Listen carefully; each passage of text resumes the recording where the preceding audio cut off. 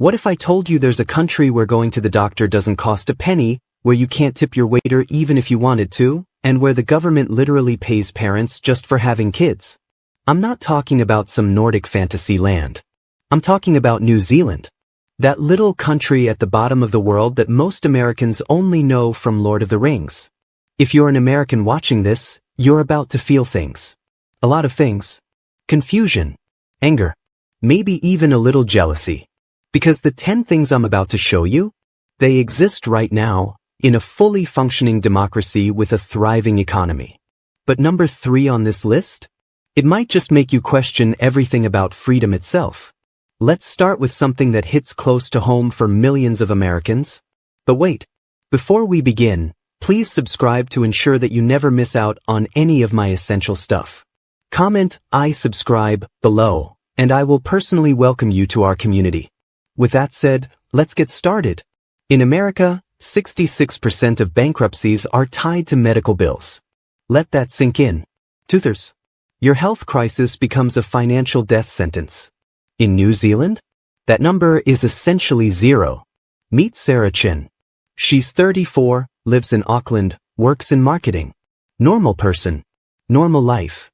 Until 2 a.m. on a Tuesday when her appendix decided to explode. She didn't call an Uber to price compare emergency rooms. She didn't check if the hospital was in-network. Walked into there without her wallet, without insurance cards, without ID. Emergency surgery. 3-day hospital stay. Pain medications. Follow-up appointments. Total bill? $0. Not 0 after insurance. Not 0 after we fight with billing for 6 months. Just 0. Sarah told me, I didn't even see a cashier. I walked out the same doors I walked in. It felt surreal. The 2023 Commonwealth Fund study ranked New Zealand number 5 globally in healthcare access. The US? Number 11. Behind the UK. Behind Australia. We're getting outscored by countries Americans love to mock. But wait, there's a catch Americans would absolutely hate. You have to wait. Sometimes weeks for non-emergency procedures. Kiwis complain about this constantly. Hip replacement? Could be months. But here's what that actually means for their health outcomes. They live longer than Americans on average. They have lower infant mortality. Lower maternal death rates. Because when people aren't afraid of bankruptcy, they actually go to the doctor before small problems become fatal ones. Which brings us to something even more mind-blowing. In New Zealand, you literally cannot sue for personal injury. Read that again. If someone hurts you, car accident, workplace injury, medical malpractice, you cannot take them to court. Sounds dystopian, right? Like some authoritarian nightmare where corporations get away with murder? Wrong. It's called the Accident Compensation Corporation, ACC for short. And it's one of the most interesting social experiments in the modern world. Here's how it works. The government-run ACC covers all injuries. Work injuries. Car accidents. Sports injuries. Slipped on a banana peel injuries.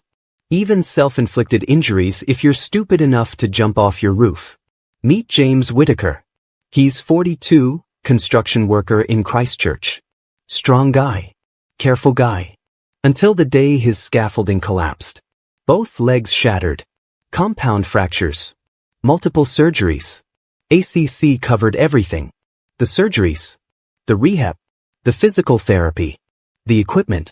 And here's the kicker. 80% of his wages during the entire 9-month recovery. He never paid a lawyer. Never fought an insurance company. Never had to prove whose fault it was. He just healed. 9 months later, James was back on a job site. Americans spend $429 billion yearly on litigation. That's billion with a B. New Zealand's entire ACC system costs $4.3 billion for the whole country. No lawyers. No lawsuits. No fighting insurance companies while you're in a hospital bed trying not to die. The trade-off? You can't sue for millions in damages. You can't get pain and suffering payouts. You get what you need to recover, and that's it. Americans call this limiting their rights. New Zealanders call it peace of mind. But number 8 is where it gets personal and controversial. American parents get 0 weeks of federally mandated paid leave. 0. You have a baby, you're back at work within weeks, or you're using vacation days, or you're just not getting paid. New Zealand parents? 26 weeks. That's 6 months. And fathers get it too. Meet Emma and Tom Rodriguez. First-time parents. Terrified. Excited. Exhausted. All the usual stuff. Emma took 6 months at 60% of her pay, capped at $661 per week, which isn't luxury money but it's survival money. Tom took 2 weeks of paternity leave. They stayed home, bonded with their baby, figured out this whole parenting thing without choosing between their child and their mortgage. Emma told me, I watched my American friends on Facebook going back to work at 4 weeks, pumping breast milk in storage closets, crying. I felt so lucky it made me guilty. A 2022 University of Otago study found that paid parental leave reduced postpartum depression by 34%. 34%. That's not a small number. That's thousands of mothers not spiraling into darkness while trying to keep a tiny human alive.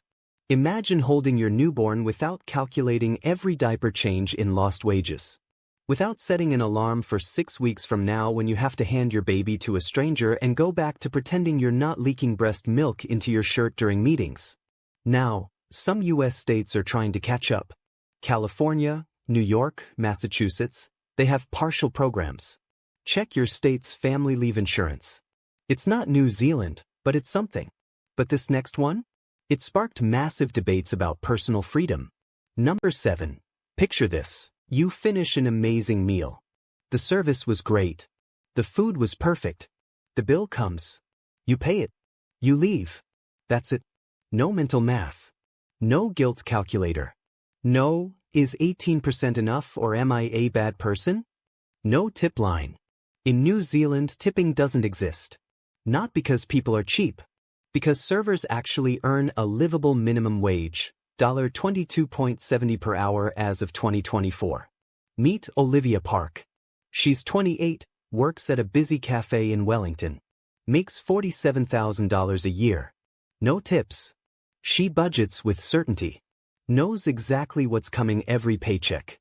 Doesn't have to smile extra hard on bad days to survive. Doesn't have to tolerate harassment from customers who hold tips over her head like a weapon. Olivia told me, I serve people because it's my job, not because I'm auditioning for their generosity. Now, Americans will argue that tipping rewards good service, that it creates an incentive to be excellent. Kiwis argue that it shouldn't be the customer's job to pay someone's salary, that employers should just pay their workers. Here's the weird part. If you try to tip in New Zealand, servers will often refuse. It's not illegal, but it's considered strange. Like you're trying to flex or prove you're American. The whole culture just doesn't exist. Speaking of money, number 6 literally gives cash to parents. The New Zealand government will pay you up to $4,680 per year just for having a baby. No strings. No complicated applications. Direct deposit. It's called the Best Start Tax Credit, and it's basically the government saying, hey, kids are expensive and important. Here's some money. Meet Priya and David Mehta. They had twins in 2022. Chaos. The full package. They received $124 per week for 3 years. That's $19,344 total. They used it for childcare while Priya went back to work part-time. For the endless diapers. For the emergency fund every parent needs when babies decide to get sick at 3 a.m. Priya said, it's not luxury money. It's survival money without shame. We're not on welfare. We're not asking for a handout. The government just invested in our kids. 2023 data shows 180,000 Kiwi families benefited from this program. That's thousands of kids getting better nutrition, better childcare, less stressed parents. Imagine the state investing in your kids instead of just taxing you for having them. Now, before you think, well, their taxes must be insane, wait until you hear #5. Americans pay up to 20% capital gains tax on investments. You grow your money, the government takes a slice. New Zealanders? None. Nada. Now, there's a catch. Property investors pay tax on profits. But stock market investors? In most cases, you keep 100% of your gains. Meet Marcus Tan. He's 39, works in tech, invests in index funds like a responsible millennial trying not to die broke. His portfolio grows about 8% yearly. When he sells, he keeps everything. No tax forms. No calculating wash sales. Just profit. Marcus told me, I actually feel encouraged to invest for my future. The government isn't punishing me for being smart with money. Now, economists debate whether this widens the wealth gap. A 2024 Treasury report showed mixed results. It helps investors, obviously, but maybe makes housing speculation worse. For Americans, there's a partial workaround. Roth IRAs let you grow investments tax-free. But limits are way lower, $7,000 a year versus unlimited in NZ. But the next one is about death, and it's weirdly liberating. Your parents work their whole lives.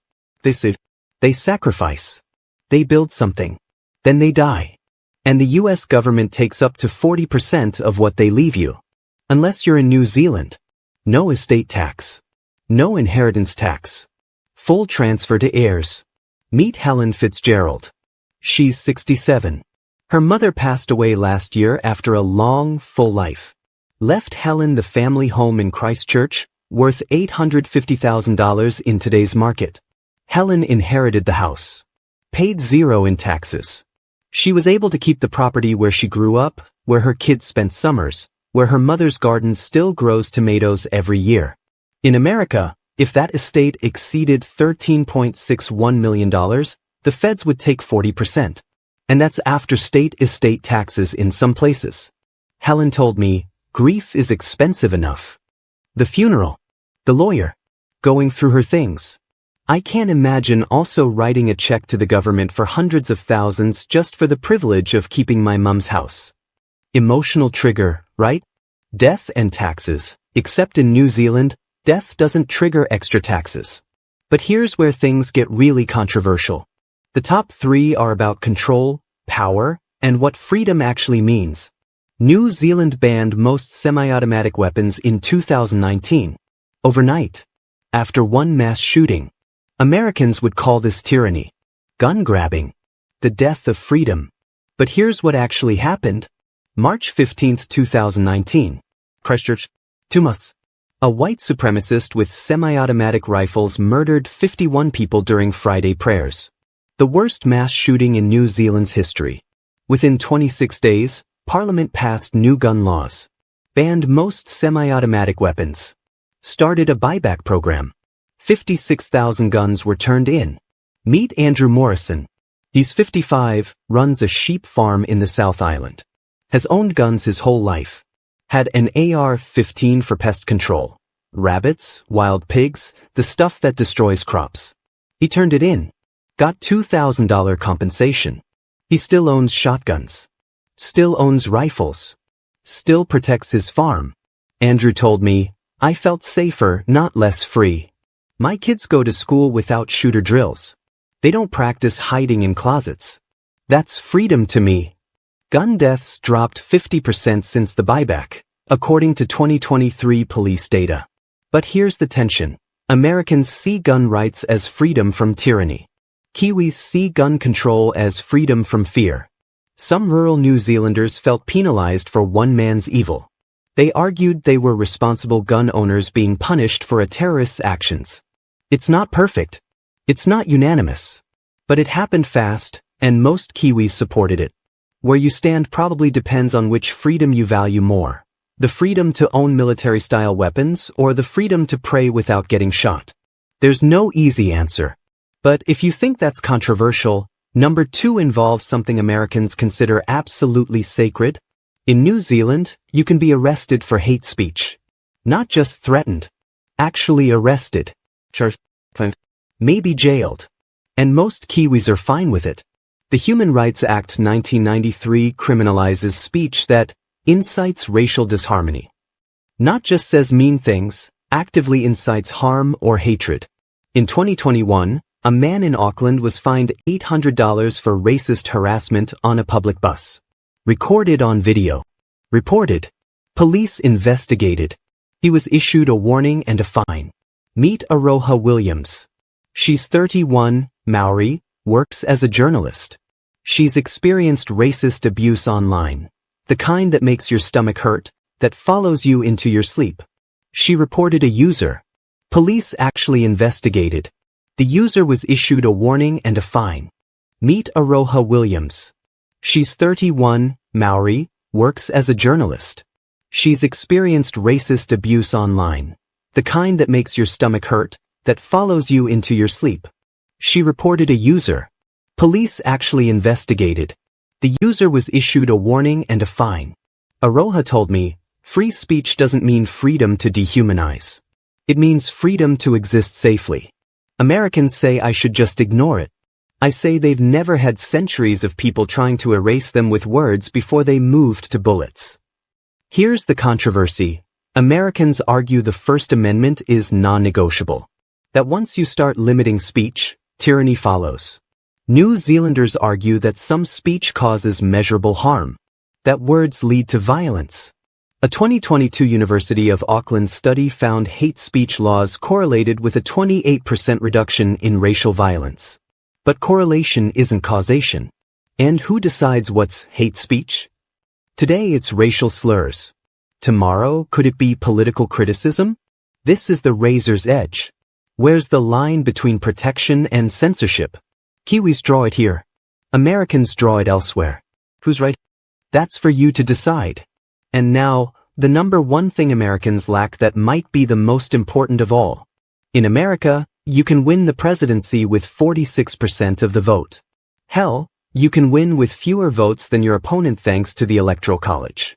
In New Zealand, if you get 5% of the votes, you get 5% of parliament. Boys. Exactly. Mathematically. It's called MMP, Mixed Member Proportional Representation. They've used it since 1996. Here's how it works. You get 2 votes. One for your local representative. One for the party you want in power. The party vote determines the overall makeup of parliament. If the Green Party gets 8% of votes, they get 8% of seats.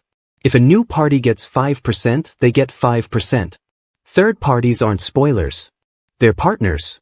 Meet Carlos Reyes. He's 44, owns a small business, cares about climate change. Votes Green Party. In 2023, the Greens got 7.9% of the vote. They got 10 seats in the 123-seat parliament. Carlos told me, my vote actually matters. I'm not throwing it away. I'm not helping the worse candidate win. I'm voting for what I believe in, not against what I fear. New Zealand currently has 6 parties in parliament. 6 different voices. 6 different perspectives that have to work together. America has functionally 2. You're red or blue. You're with us or against us. Imagine voting for who you believe in, not against who you fear. Imagine green, libertarian, progressive, and moderate voices all having real seats at the table. Real power. Real accountability. A 2021 Electoral Commission study found 83% of New Zealanders were satisfied with their representation. Pew Research found 47% of Americans felt the same. Now, there's hope. Ranked choice voting is spreading in the US. Alaska uses it. Maine uses it. It's not proportional representation, but it's a step toward letting people vote their conscience. Push for it in your state. Demand it from your representatives. But here's the thing nobody talks about. New Zealand isn't perfect. Housing costs are crushing young people. The average home in Auckland costs over $1 million NZ. Remote geography makes everything expensive: books, electronics, shipping. Small population means less global influence. They don't set trends, they follow them. But here's what I want you to think about. We're told these things: universal health care, paid leave, gun control, proportional voting, are impossible in America. Too expensive. Un-American. Socialist fantasies. But New Zealand has 5 million people and pulls it off. America has 330 million people and more wealth than any nation in human history. So, is it really impossible? Or is it just inconvenient for some people? These aren't just policies. They're lives. Real people who sleep better, stress less, and plan futures without medical bankruptcy or school shooting fears. So here's my question for you. If you could bring one of these to America, which would it be? Healthcare? Paid leave? The voting system? Gun control? No capital gains tax? And which one would you absolutely not want? I'm genuinely curious because this comment section is about to get spicy. Tell me below. Seriously. I read these. And if you're from New Zealand watching this, tell the Americans what we got wrong, or what we left out. Because there's always more to the story.